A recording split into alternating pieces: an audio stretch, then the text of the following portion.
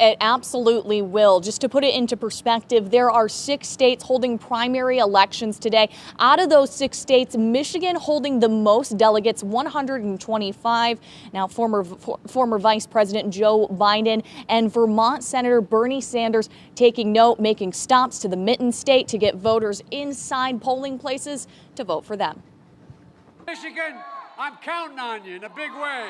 Former Vice President Joe Biden making one final push with stops in Grand Rapids, Flint, and Detroit on Monday, alongside former presidential candidates Senators Cory Booker and Kamala Harris, now endorsing him for president. I've always believed in Detroit just like I've always believed in Michigan. During the Obama-Biden administration, we launched the Great Lake Restoration Project. We invested $2.5 billion, helped mitigate pollution, protect endangered species, habitats throughout the region. The biggest investment in the Great Lakes in decades. But Vermont Senator Bernie Sanders has also been working hard for votes. Over the weekend, he made stops in Grand Rapids, Ann Arbor, Dearborn, Flint, and Detroit. On Monday, he flew into Detroit Metro Airport and held a coronavirus roundtable. We remain, as all of you know, the only major country on earth not to guarantee health care to all as a right.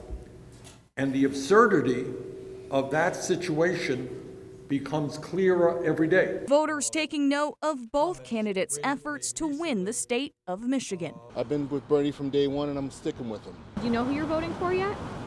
Joe Biden. And how come you're voting for Joe? I think he's a strong candidate to go against Donald Trump. I spoke to at least one woman who says she's not sure who she's going to vote for, but she did tell me research is a must. It's just some things I'm unclear of. I'm still researching. I work for the school, and it's a lot of things that's important to me. I want to make sure I'm doing the right thing. Now, in 2016, Bernie Sanders had an upset over then running against him Hillary Clinton, and he was able to pull off that win, even though the poll showed him trailing behind Clinton. So this is not unfamiliar territory to him. Now, coming up at 5:30 here, there's some issues on the ballot that voters should know about.